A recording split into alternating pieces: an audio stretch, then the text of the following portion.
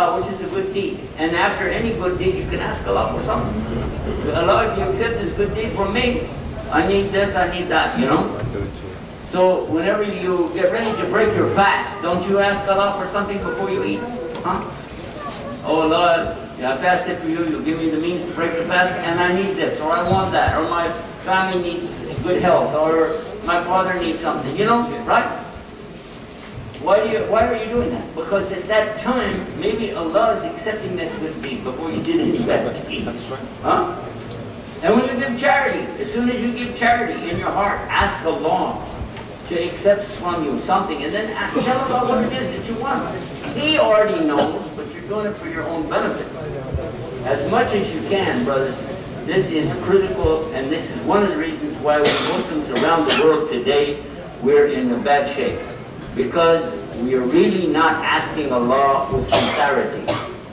Even when we're desperate, we're only saying it half-heartedly, believing Allah is going to help us.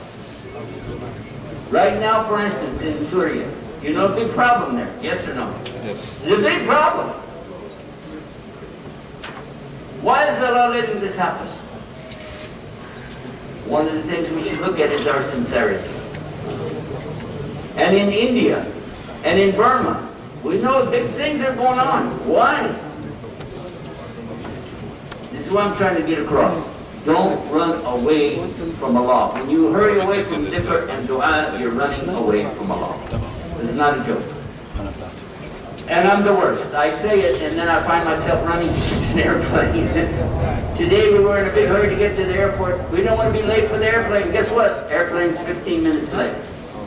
And while we're standing there laughing about it, they said 10 more minutes or 5 more minutes going to be late. We said, what is this, you know? So don't worry about this life. Worry about your relationship with Allah subhanahu wa ta'ala. That's what I was trying to get across in the khutbah. I hope I did some kind of job with that or not. But anyway, our purpose to be here with all of you, of course, they have asked me to come here to Japan speaking about something that I probably don't know anything about anyway. And that's how to give dawah to the people here. I'm used to giving dawah, you know, to Christians. This is my number one. I've been very successful, alhamdulillah, rabbil alameen, in the weak effort that I make, but I see strong results from Allah subhanahu wa ta'ala. I've seen some very talented people come to Islam. Allah used them. One of the boys I gave shahada to, he went on to memorize the Quran and become an alim in Yemen.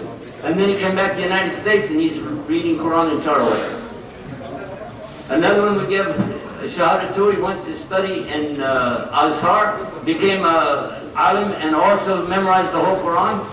And I was there when he made shahada in Oklahoma City. Now maybe you never heard of these people over here, but one of them is named Suhaib Webb. And the other one became, we called him Nuruddin. And then later he changed his name to Abdullah. But all of these people, I've seen them come into Islam and they pass me by. And I'm thinking, wait a minute. I gave him shahada, this is now, they could tell me about Islam, I don't know. You know. But alhamdulillah, so see how Allah can use you. By the way, brothers, this I think we're broadcasting this live and you're walking in front of the camera. If you would like that, it's okay. I don't mind being upstage, but maybe you don't want your face in all over people's TV, I don't know. It's up to you. Alhamdulillah. Yeah, and that brings us to one subject. Allah also blessed us to open up the first television channel for Islam in America. We have a real television channel on satellite and of course the internet. It's called Guide Us TV. GuideUS.tv if you want to look for it on the internet. And we have many, many different good scholars on there in English teaching us about Islam. I don't need it. Okay, now as I was saying, they asked me to talk about this subject, and I will tell you that the only thing that I know for sure that works, I did see some atheists that came to Islam, alhamdulillah. And I did see some people from the Hindu religion and from the Buddhist religion come to Islam. But what I found the most important thing is to learn how to explain to people the very simplistic meaning behind La ilaha illallah in a way they can understand it.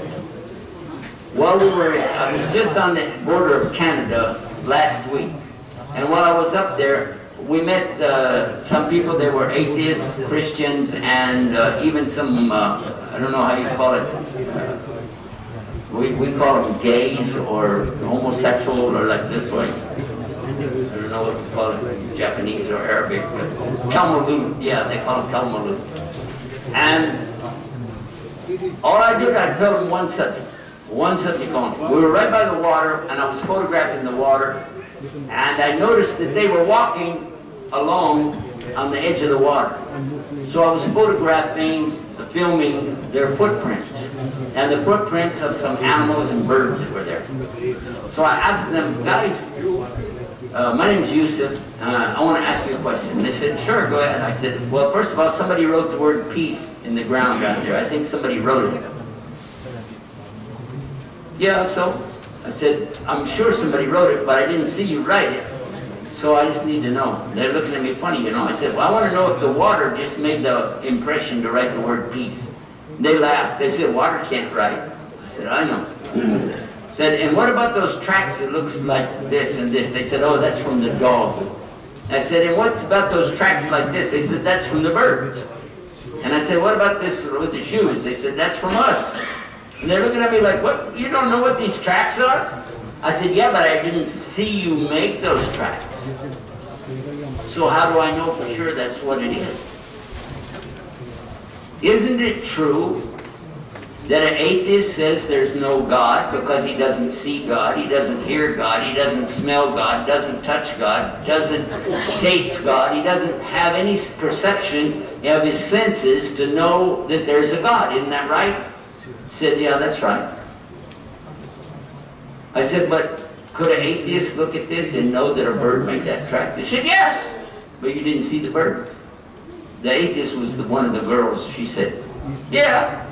I said, those rocks over there in the water, there's some rocks, looks like a pyramid. He said, somebody put them there. And I said, well, we didn't see him put those rocks there. Maybe those rocks just put themselves like that. They laughed. I said, maybe the water washed those rocks and they made that pyramid. They just start laughing again. I said, you don't have any problem believing a person did that. Do you look at the universe?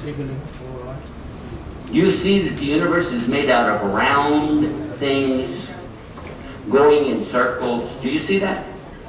Is that an accident? This is an accident, right? It's an accident. Just by accident, some round things just started going around and around, right?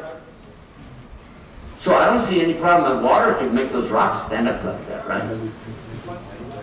No, they can't answer it. Can't answer it now, can you? And why is it that in a telescope I can look at the universe and see those round things going around and around, and I look in a microscope and I still see round things going around and around using the theory of atoms and the idea of molecules? Are they round and are they going in circles, yes or no? They said yes. And I said, and all of that is by accident, right? Now they say no. And then I said, if you take a glass, a water glass, and you walk out to the street and you drop it, what will happen? They said it will break. I said, okay, it will break. But what will it look like after it breaks? They look at me strange. I don't know what it will look like. I said, well, let me ask you, will it be nice little small glasses or a mess? They said it will be a mess. And every time you drop it, it'll make a different kind of mess. Every time, right? Right or wrong? Never will be the same, right or wrong? So why, when the Big Bang, Allah speaks about this in the Quran, by the way, when everything was one and He cleft the sun, split, okay? So why, when Allah divides up something, it makes these perfect circles going around, those globes or orbs, and they're going around and around. How? The moons are round, they're not triangles or squares, right? Yes or no? And they're going around the planets, and the planets go around the stars, yes or no? And this is an accident? How? What kind of accidents do you guys have? I mean, if you run your car into another car, it doesn't make 10 little small cars, does it? Huh? You're lucky if you don't get killed. And when you get into the car, do you use a seat belt? Why? It's a law. So you obey the laws of the people, but you don't obey the laws of Allah. Why did the people make the law? Well, so you don't get hurt. And Allah subhanahu wa ta'ala also made laws for you in this life so you don't get hurt in this life or the next life. So why don't you obey Him? Because Islam is not just believing in Allah, it's doing something about it. You must show it with your life. If you don't show it with your life, there's nothing. Like we said, the train is coming and you're just waiting for it to run over you. Make sense? That's why I'm using the simplest way. If I want to be real complex, if I want to use level 4 on university, go to the people, talk with the really big explanations, idioms, and expressions, to do what? To show up. This is what I'm going to do. Or just say it simple. There's God. There's you. Which one needs to obey the other one? You tell God what to do, or does He tell you what to do? Up to you. You created God, or God created you? Some people created their own God. I tell them that. Some people created a God. Maybe that's why you don't believe, because you saw the gods that they made up. You saw those little statues, those little, you know, we have, like right on the corner of this masjid, there's one back here. It's got a little thing, he's got a God in there. I don't blame you. If you see this and you said, okay, I don't believe in the God, I don't believe in that God either. That's not a God, man. That's a joke. When I was in India, I was riding in a Jeep. Somebody taking us out to the venue. On the way, I got in, shut the door. When I shut the door, I noticed something on the dashboard moved like this. And then I saw it. It's a little God. I asked the driver, what is that? He said, it's my God. I said, you have a God in the car? He said, yeah. I said, for what reason? He said, because this is the God for traveling. He said, you got a traveling God. Okay. Does he need visa? He's laughing. He said, sir, put on your seatbelt. I put on the seatbelt. I said, put the seatbelt on the God. He said, doesn't need a seatbelt. I said, what if he falls over? He said, aha, watch. He grabbed it, Velcro. He can stick it on, it won't move, you know. I said, even though in Mumbai they have big holes in the road, really big holes in the road. What if you hit the hole and this thing falls on the floor? He said, I'll pick it up, put it back. I said, what if it breaks? He said, I'll go buy another one. I said, but it's a traveling God. It's for you to ask for traveling, but yet maybe he could have a problem. This is like, well, you know, I help him, he helps me. No wonder people become atheists. If this is your belief of God. In Texas, I saw a bumper sticker. You know, bumper sticker on the back of the car. It said, God is my co-pilot. Co-pilot. No, they think that's religious. They think it's very religious. I let God be my co-pilot. You let God be your co-pilot. MashaAllah. We don't even say God is our pilot. We say He's the creator of everything. You don't compare Him to anything in this creation. You need to take another look at what the word really means to the Muslim when we say Allah. So I made a website for you to share with these people. It's called GodAllah.com. We do not believe in the God of the Hindus or the Buddhists or the Christians or the Jews if they don't believe in Allah as being La ilaha illallah. This is very important, because if they say He can be a human being, nope. If He can be make mistakes, if He doesn't see everything or know everything, this is not the one we know. I'm not accepting that we're going to say we believe in all these different gods. It doesn't work. If they say they believe in our God, this is right. Fine. But our God describes Himself in Ayat al-Kursi. La ilaha illallah al-Hayyul Qayyum. La ta'khudhuhu sinatun wa la nawm. Lahu ma fis samawati wa ma fil ard. Man dhal ladhi yashfa'u indahu illa bi-idhnihi. يعلم ما بين أيديهم وما خلفهم لا يحيطون بشيء من علمه إلا بما شاء وسع كرسيه السماوات والأرض ولا يؤوده حفظهما وهو العلي العظيم. If you understand the meaning behind these words, then you begin to know who is Allah subhanahu wa ta'ala.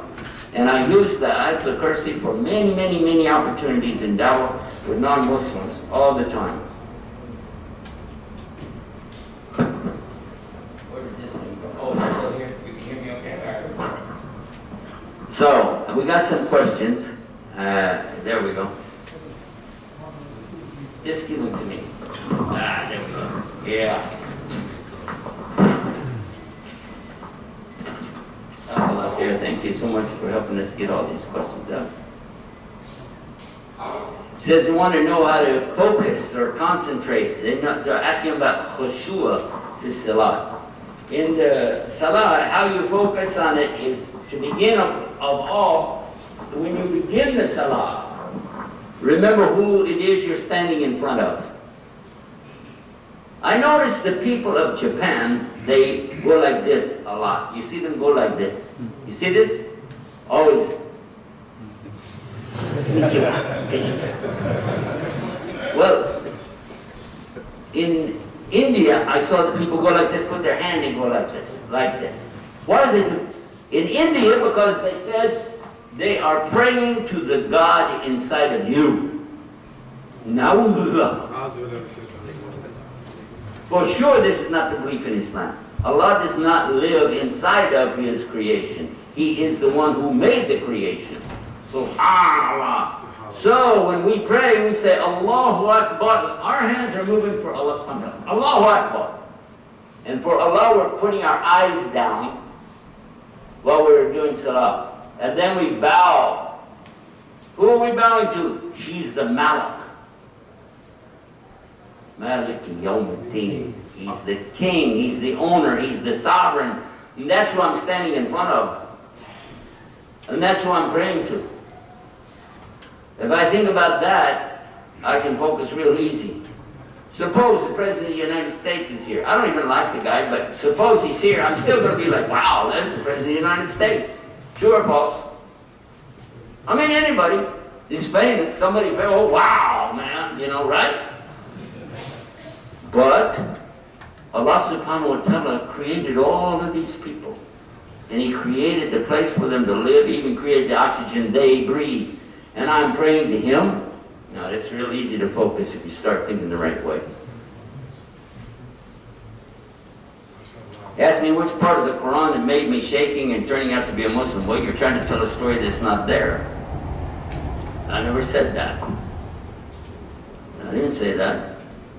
What I said, it got me interested in the Quran, made me really think, not shaking thinking, but thinking, was Lam yalid wa lam yulad wa lam yakul lahu kufuwan ahad. Because Allah, He's not a father, He's not a son, and He's not like anything else. But what brought me to the final conclusion was very simple. The person who gave me the guidance to Islam, he told me he would come to be my religion. He said, I'll go be a Christian if it's better than being a Muslim. Well, Islam teaches me to take the best of what I find. If I find the most evidence, I'm ready to go. So if your religion is better, I'll take it. I thought we got him, because you don't have to pray, you don't have to fast, you don't have to do anything to be a Christian. You don't. Just say you believe Jesus died for your sins and Alhamdulillah and walk out the door. That's it. Hey, saved, good to go. But a problem comes with this.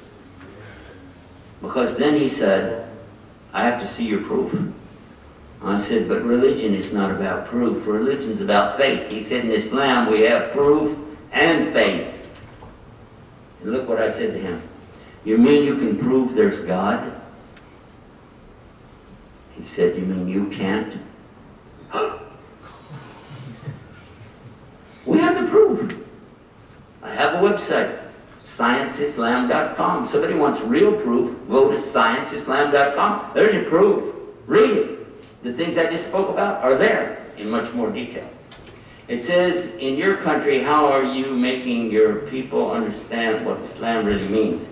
Well, how I'm doing it, I hope Allah is accepting that, and I hope it's working, is through 2,200 websites for Islam, a television station and constantly going places day after day after day. I don't think most people want to do that. What you can do, though, is work with your local dawah organizations and support them, giving them your time, your money, your resources. Be a part of it and join together as much as you can for the salah. And that will help. It will help, because going out by yourself and trying to do something is pretty hard. And I recommend that if you can work together, that's better. Then you're asking about borrowing money at the bank? Okay, ask your local imam, he's going to answer that. Can you tell us something about beer in Islam? I'm not sure you're supposed to have any, maybe root beer is okay. Can't believe you want to ask me this question.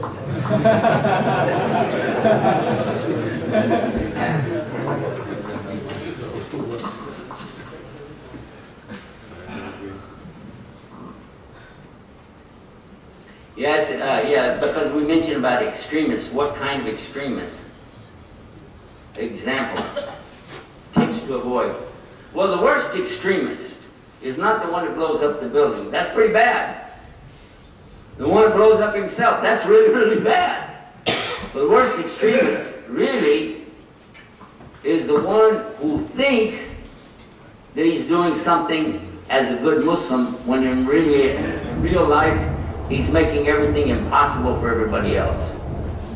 Because Islam is not about wearing a costume like I got on. It's not about that. It's not about going around and speaking perfect Arabic. This is nice. These are nice things, but that's not Islam. Islam is how you treat everybody's rights. This is Islam. Your parents, they need to see you acting as a good son to them. And your wife, she needs to see you acting as a good husband. Your friends need to see you as a true friend. That is the Islam we're talking about. But when somebody's so extreme, I can't eat with you today, I'm fasting. Oh, good for you. And the horse you rode in on, get out of here. That's not nice. That's why Allah allows us, if somebody invites you to eat, break your fast. And don't say, well, for you I'll break my fast. Don't do that. Just eat the food and shut up. You know, because nobody appreciates that, really. They'll say, mashallah, what they're really thinking is, what a joker. Because if you're fasting for Allah, you don't need to tell anybody. Somebody invites you to eat, okay, go eat. Make the day up another time. And don't be like making sure that everybody has to see you do salah all the time. Pray at home. Rasul said, don't make your home like a graveyard. Go home and do your extra salah. How many times, and this is in some countries, they think your salah is not acceptable for Isha if you don't stay there and do your Shafi wa Witr afterwards. If you go to Pakistan, for instance, after they pray Isha, they want to stand and do 2 more rak'ah and 1 more after that, raise their hand, blah, blah, blah, blah, blah, go home and then forget everything, watch TV. But this is not right. Rasul, he used to, listen to this, he used to delay the Salat Isha, and he said, I'll delay it more if I thought you could take it. Then he goes home. He doesn't do anything after that in the masjid. No speech, no nothing. He goes home. And he does anything extra there where you don't know what it is. And he doesn't stay up all night. He prays part of the night and he sleeps part of the night. There are some extremists who will get you to do all kinds of crazy things. And some, though, they will get you to do things in Islam, but to an extreme level that may be beyond your ability. But you push yourself and push yourself. If you feel like Islam is hard, but I can do it. It's like climbing a hill. Oh, I can do it. Well, that's called usr in the Arabic language. Usr. It's a hard word to say because it has ayn. Usr. Usr. But Allah said He wants yusra for you, not usr. So why are you making up the religion like this? Do you think you're better than Rasul sallallahu alaihi wasallam? Ooh. Ooh. And that is exactly what I was giving the reference to when I was talking about the Imam who had the vision come to him. Because when you do a lot of extra things in Islam, then Allah can test you. Maybe with a dream coming to you, and you see Prophet ﷺ in a dream, and you think, oh wow, I've made it, you know. Huh? And then Shaitan would really come to you. you saw Prophet Sallallahu in a dream. You don't even have to pray anymore, do you? Oh. Be very careful about this stuff. I watch some brothers come into Islam and then get into this extreme stuff, and before long they went out of Islam. So it's not a joke. It's very serious. Wa alaikum salam. How do you face the challenge of being a Muslim among friends, colleagues, and society who are not Muslim? My biggest challenge of being a Muslim is the challenge of being Muslim in front of Allah. That's my biggest problem. I don't know about you, that's my biggest one. The other people, I don't care. I have friends, but I don't have anybody that I like more than Allah, and colleagues, and relatives, and society, and all that. Yeah, but you know, but I'm not saying everybody's like me, because I never really had that kind of attachment anyway. My only real attachment was to my mom and my dad and my closest relatives. When I came to Islam, they wanted me to come back to Christianity no matter what. And I had to make a decision. It didn't take me more than 1 second. I already knew. I already knew. Because I understand. When you understand what's Islam and who is Allah, the first is to understand Allah. If you know who is Allah, then the rest of it, nobody's going to fool you anymore. It's over.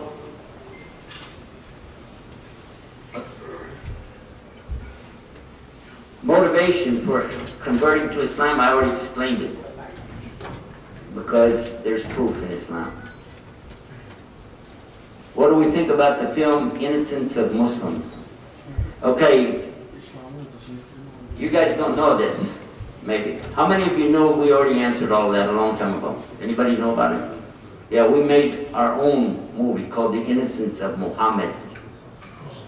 And we put it up, and it's running every day on our TV channel, every day on Guidance TV. Many people wrote to me, and they said they like it. We have our own, you know YouTube? YouTube is the worst place to put up your videos, because no matter what you put up, they'll always put something on the right side attacking Islam. They will always do that. So we put up Tube Islam about 10 years ago. No, 8 years ago. We put up Tube Islam. Have you heard about Tube Islam? You go to Tube Islam, and you see that video is featured there. It's had about 40,000 hits already, and that's a lot for our little website. Now, the one we have that's on YouTube, of course we still put stuff over there, but the one over there has probably got 100,000 hits, or maybe more than double, triple. So that's what we're doing. And I wrote articles about it. We have a news website. We put stuff over there. And somebody said when we die, an angel comes to the grave for questioning. Will the angel talk to the body or the soul? Oh, let's go by what the Rasul Sallallahu says. There's a hadith about it. Actually, what happens, the malaika take the ruh out of the body and up to Allah. And some of them, Allah won't even talk to them. But the ones who get close, the angels ask them, who's your Lord? Allah. What is your deen? Islam. And who's your prophet? Rasul Sallallahu. Now, this is not about a test like at school where you have to memorize words, like a spelling test. No. The test is going to be the life itself. Who is your Lord? And you say, well, I was a Muslim all my life, so I'm going to say Allah. No, you're not. Not unless you really had iman in Allah and you obeyed Allah. Then you will say Allah. And the deen is Islam. I'm a Muslim. It says so on my passport. I got a comment, man. It said, look at it. It says right there, I'm a Muslim. No. No. But it said Islam is my religion. No. But did you follow Islam? Well, kind of, sort of.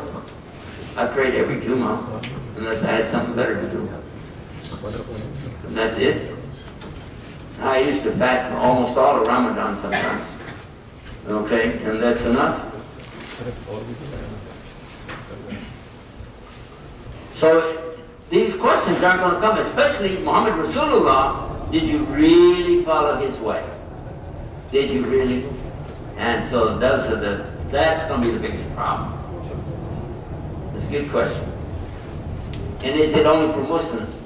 Well, all of the people will be asked the same questions, and the angels are going to prompt them. So if they were the best Christians at the time of Isa alayhi salam, or the best followers of Musa alayhi salam, or Ibrahim alayhi salam, or whoever, whatever prophet, or even if they didn't know, but they had an idea there's a God and they tried their best, Allah knows, and the angels will give them the right answers, they'll be okay. And if they didn't get tested, Allah will test them then, don't worry about it. By the way, that's not our job to worry about other people. You're supposed to be worried about yourself. What thing of Islam appealed to you to convert to Islam? We already talked about that. Is the Prophet Muhammad can help our life. Oh yeah, you see the dreams and so on. Okay, let me ask you a question.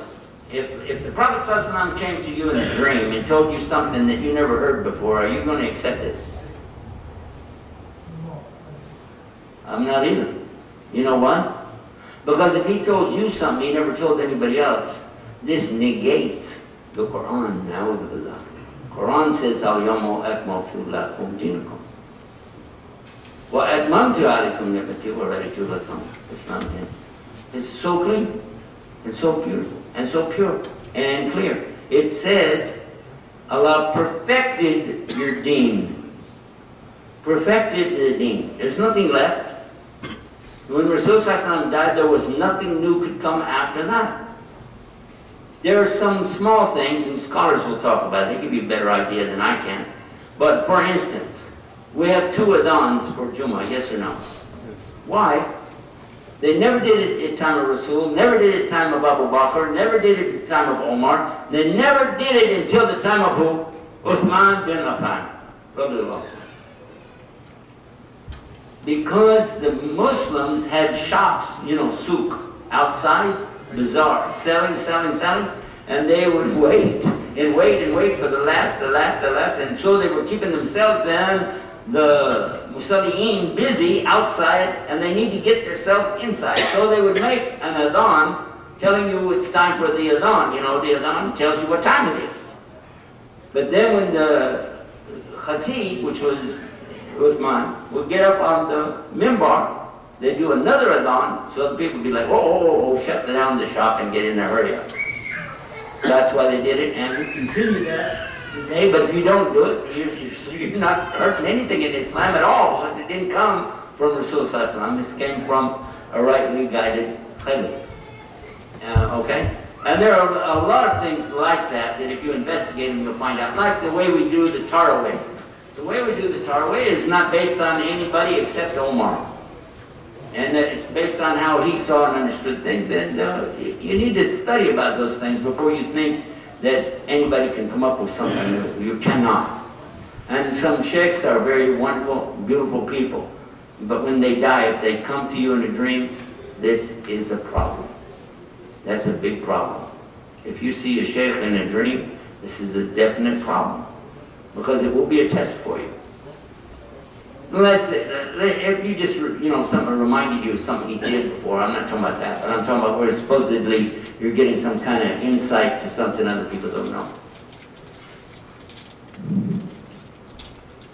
You're asking about the measures to spread Islam in the USA besides Guidance TV. Well, that's a lot right there. You don't know what's, you don't brush that aside too easy.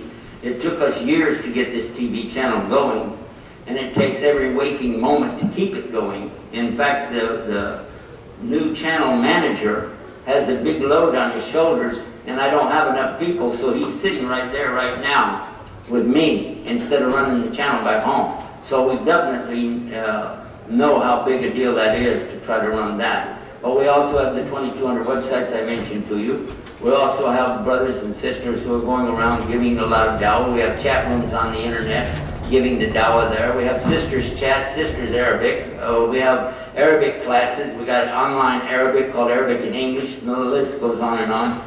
But that's not enough. There are other organizations trying to do stuff, and that's not enough. Game Peace is a real good organization.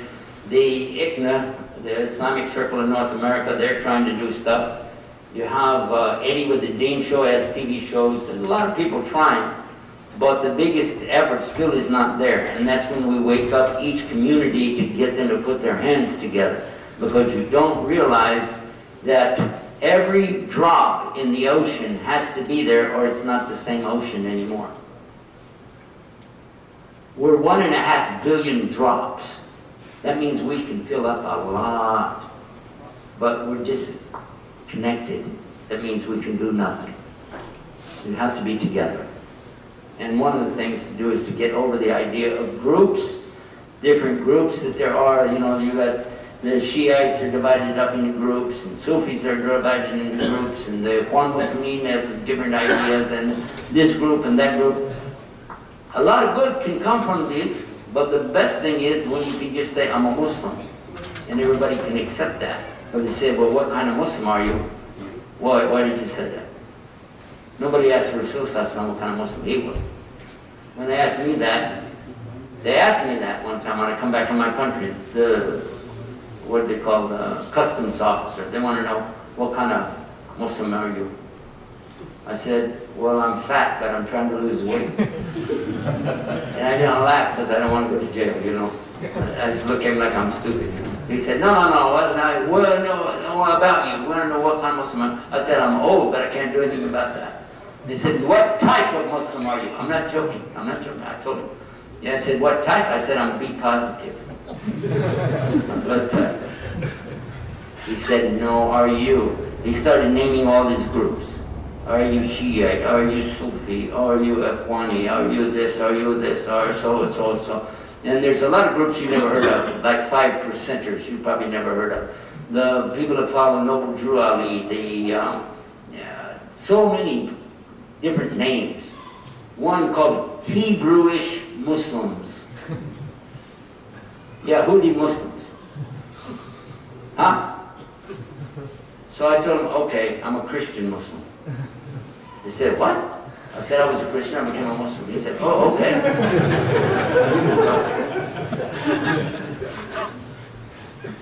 You're talking about being influenced by the Western culture. I'm very affected by it. I can't help it. I love to catch up on everything. But there are things that you can do that's not a problem. There's a lot of stuff you can do. It's not a problem. Whereas the problem is when you make problems, because Islam did not come to make your life difficult. It came to make your life easy. One of the questions, I didn't find it yet, always asking about halal meat. I don't know why you guys can't read the Quran. It's in Surah Ma'idah. Allah said, on this day He made everything. Everything is good for you in this life. Everything is good for you in this life, except what He made haram. But you still want to make some extra stuff haram on top of that. Is khanzir haram, yes or no? Any doubt? No. How many times in the Quran Allah said khanzir is haram for you? Laham khanzir. This is clear, yeah? Yes. Why do you think He said that? Because He don't want you to eat it. But if you're dying and there's no other food to eat, can you eat it? Yes. We're the only religion that has this ruksa in it. We're the only religion that has this. You can eat it until other food comes available, but just don't pig out. That's supposed to be funny. Think about it.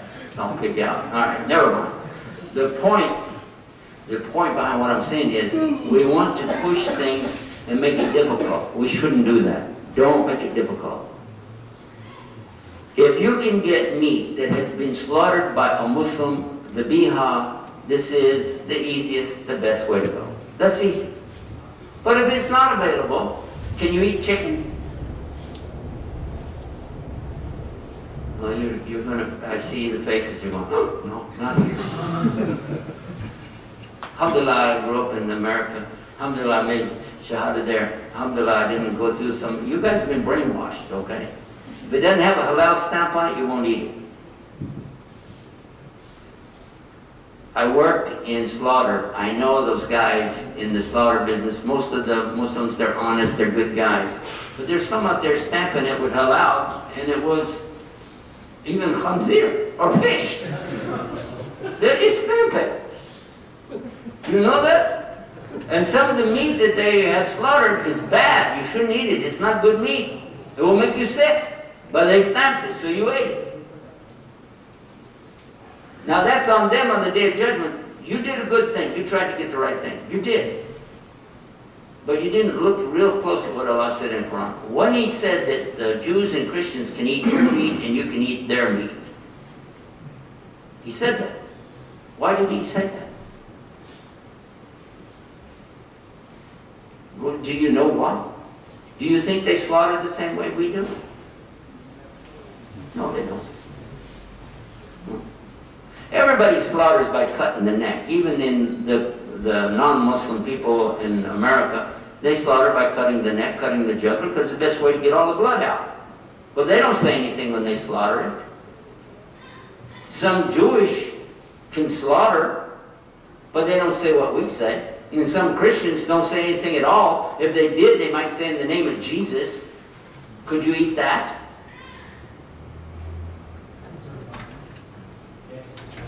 You wouldn't know if He said it or not unless you were standing there, would you? Huh? So Allah told me I can eat the meat of the Christian, but you're telling me that I got to go ask Him, did you say Bismillah when you slaughtered it? He's going to go, what did you say? You don't know what you're talking about. What you don't know, okay, you know, I've been all over the world. This is the first time to come to Japan, but not the first time to travel. Australia, New Zealand are really bad about this. New Zealand's the worst one I saw.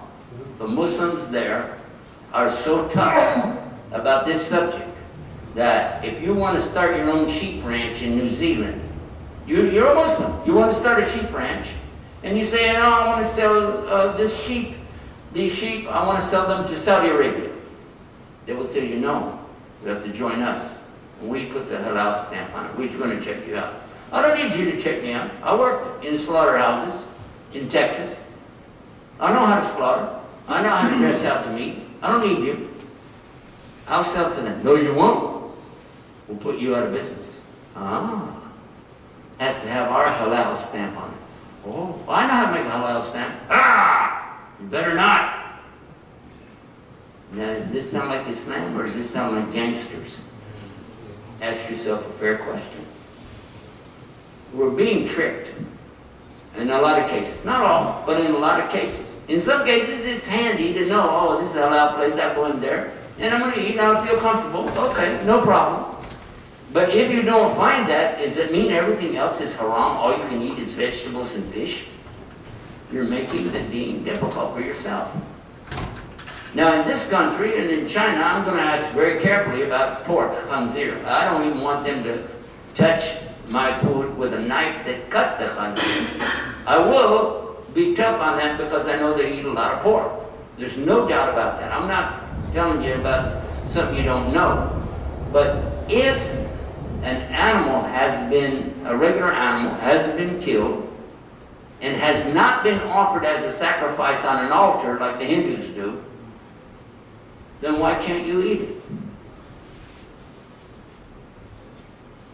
You don't have an answer.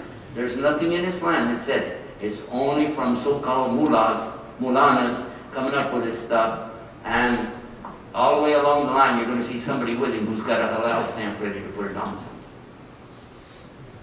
Don't make your life difficult. If somebody said, I only wanted to eat halal meat, okay, so what? Well, that's good, nothing wrong with it. But don't make it so that you are going to make your life miserable, and everybody around you is miserable.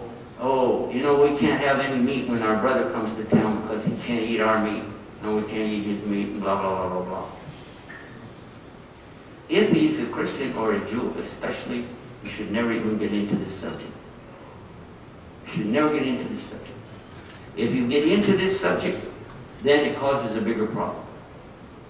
But if you say, well, what if a Hindu does it? I don't want to eat meat that a Hindu killed. You know why?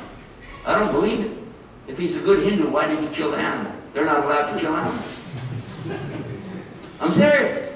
You said a Hindu killed it. I got a problem already. I don't believe it. If he's a real Hindu.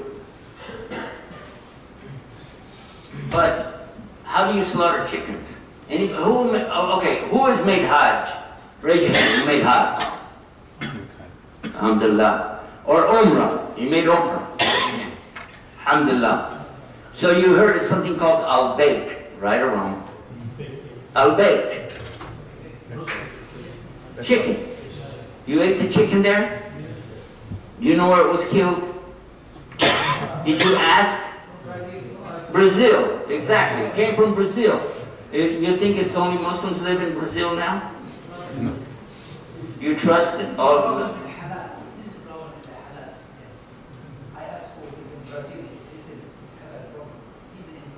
It's halal, but is it the biha?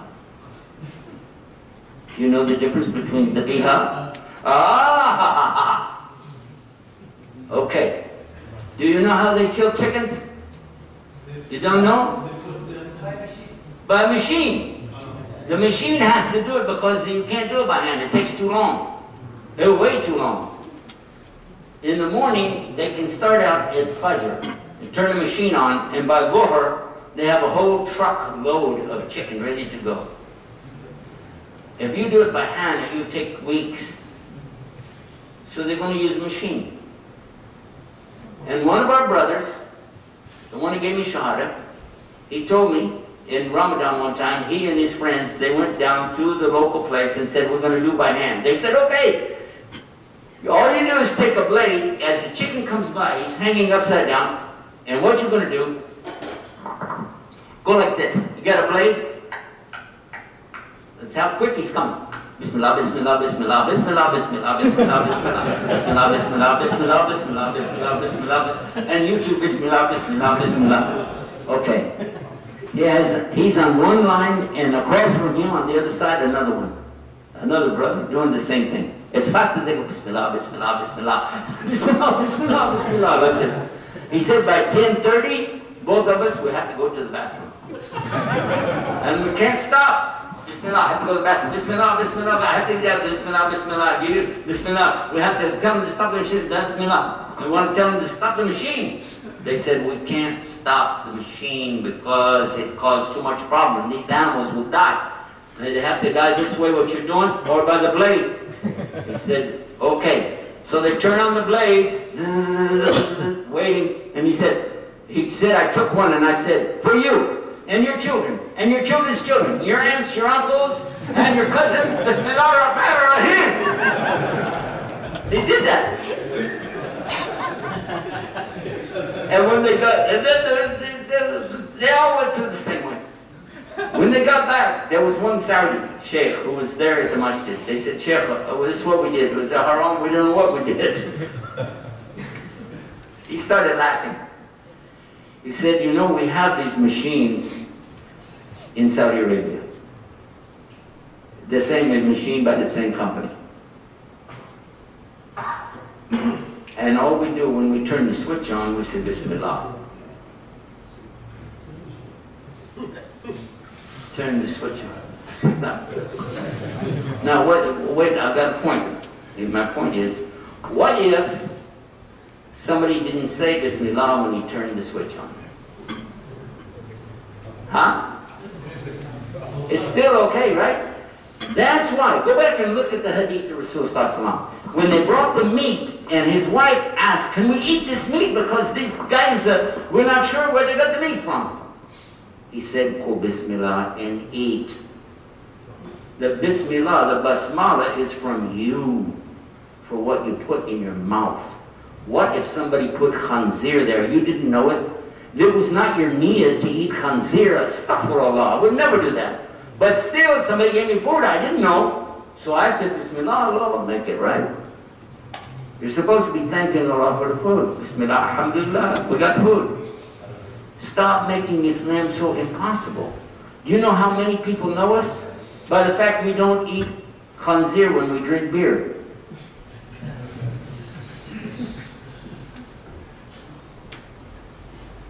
You heard about this? Here, in Japan. I heard about it last night. There was one that the people, they're not Muslim. They said they didn't respect this guy because he made such a big deal to them. Talking about, I cannot eat this if it has the pork, I have to have, you know, okay, bring me only this and that's it. And what he's eating, he said, bring me a beer. How is this showing Islam? This is bad. And our children see that, and why do you think our children are leaving Islam? They look at us and they go, this is a joke, man. This is just stupid. If we don't follow real Islam, we can't expect other people to do it. And if all we're doing is going around doing routines and playing games and mumbo-jumbo, reciting stuff we don't even know what it means, then what is the benefit? It didn't benefit you, and it sure won't benefit anybody else. Better you should know one ayah and put that into practice than memorize the whole Quran and don't have a clue what it is. Because you'll get a reward for that, what you know. But what about just, what's that? There's nothing until you have understanding. When they asked the son of Omar, Abdullah ibn Omar, they asked him about something, and he was saying, well, I didn't memorize the whole Quran yet. He said, what? He said, we didn't used to memorize more than like 10 or 20 ayat until we put them into practice, then we go to the next, till we understand it. Because it's not a game, it's not a joke, it's not a contest that you're going to try to memorize the whole Quran so you can say, I memorized the whole Quran. Yeah, really? So when do you get out of jail? Huh? Because there are people in jail, they don't have anything else to do, so they memorize the Quran. When I was in UAE, they took me to the jail. They let me out same day. And they took me to the jail. We went through, we met them, and they said if they memorize Quran, they'd take 3 or 4 years off their sentence. Memorize one juz, they'd take off so many months, and so on. It was a good system, but they make sure they understand what it means. Not just memorize it and walk out the door. So I'm just saying, you know, I appreciate very much that we're taking the trouble to get the Biha. Don't get me wrong. And it's a good idea for us to work on all of our things to improve what we do. But don't make something so strong that you're making it even more than what Allah said in the Quran or more than what the Rasul did. You know? And sometimes, again, you have to choose. I don't want to, let me give you another one. Suppose in some of these restaurants they have a sign that says halal meat, suppose. And then when you go in, you find he does sell pork. You say, well, wait a minute, you got a sign that said halal. He said, well, the other meat's halal. Well, now I'm confused. How can he have pork in there and he's got the biha? How does that work? Or maybe he doesn't have the pork, but he's selling alcohol. How does that work? How? Because if you know about the rule on alcohol, you're not allowed to sit there while somebody else at another table is drinking. You can't sit there and eat. I'm eating, huh? But he's over here and he's drinking, that's okay. No, you can't do that. Which brings you to a new problem. I'm in the airplane all the time. What do I do if the guy sitting next to me is getting drunk? It's happened. Or a lady is sitting next to you getting drunk. It's a big problem. But that's not under my control. And when it's not under your control, then there's works of Allah subhanahu wa ta'ala. But when there's your ability, I'm not in a seatbelt in a restaurant, I can get up and walk out. So these are things that you have to deal with, but try your best not to make it so your life is miserable. Try your best. Balance it out. Yes, exactly. The Rasul Sallallahu he said something one time. They asked him, I'm going to end with this because it's 2 o'clock now. But Rasul Sallallahu Alaihi he said, first they asked him, they said, Ya Rasulullah, tell us something about this deen of Islam only you could tell us.